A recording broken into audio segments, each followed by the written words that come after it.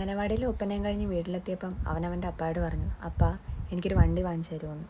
കേട്ട പാതി കേൾക്കാത്ത പാതി അവൻ്റെ അപ്പ അവനെ എടുത്ത് ബൈക്കിലെടുത്ത് വെച്ചുകൊണ്ട് നേരെ വണ്ടി വാങ്ങിക്കാനായിട്ട് പോയി. കൂടെ എന്നെയും കൂടെ വിളിച്ചായിരുന്നേ. അങ്ങനെ അവിടെ ചെന്നപ്പോൾ ഞാൻ ആലോചിക്കുമായിരുന്നു, ദൈവമേ എന്തോ ഒരു സാധനങ്ങൾ പിള്ളേരെ പറ്റിക്കാനായിട്ട് വെച്ചിരിക്കുന്നത്. ഇവന്മാരൊക്കെ ആണെങ്കിൽ ഇത് കണ്ടു കഴിഞ്ഞാൽ പിന്നെ അവിടെ നിന്ന് പോരത്തില്ല. ഇത് നോക്കിയാൽ നല്ല ക്യൂട്ടായിട്ടില്ലേ? എനിക്ക് ഭയങ്കര ഇഷ്ടപ്പെട്ടു കേട്ടോ. അതാണ് ഞാൻ ഈ കയ്യിലെടുത്ത് വെച്ചുകൊണ്ട് നോക്കിക്കൊണ്ടിരിക്കുന്നത്. പിന്നെ ഈ ആമ്പിള്ളേർ ഇതിലൊന്നും വീഴത്തില്ലല്ലോ, അവന്മാർക്ക് കാറ് തന്നെ വേണമല്ലോ. അങ്ങനെ ഓരോ കാറും ഇങ്ങനെ നോക്കി ഇരിക്കുകയാണ്. ഇത് മൈൻഡ് ചെയ്യണ്ട, ഇതെൻ്റെ ഓരോരോ ഭ്രാന്ത. പിന്നെ അത് കഴിഞ്ഞ് ആശാനൊരു പച്ച കാറിൽ പിടിച്ചേ, റിമോട്ട് കാർ എന്ന് പറഞ്ഞുകൊണ്ടിരിക്കുക. അങ്ങനെ ഈ റിമോട്ട് കാർ നമ്മൾ ആദ്യം നോക്കി. പക്ഷേ റിമോട്ട് കൺട്രോൾ ഓണാക്കിയപ്പോഴത്തേക്കുവേ ആ കാർ ഞാൻ അവിടെ ഇടിച്ചപ്പോഴത്തേക്ക് ആൾ പേടിച്ചു പോയി. പിന്നെ ആൾ ആ ഏരിയ വിട്ട് വേറെ ഏരിയയിൽ പോയി നോക്കി.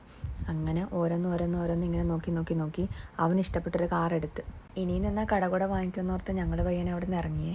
പിന്നെ ഞാൻ ആലോചിക്കുമായിരുന്നു, എന്തോ ഒരു സമയം എടുത്തിട്ടെന്നറിയോ ഈ ചെറുക്കൻ ഈ സാധനം വാങ്ങിച്ചത്. ഇവന്മാരുടെയൊക്കെ ഒരു കഴിവേ. അപ്പോൾ അത്രയേ ഉള്ളൂ.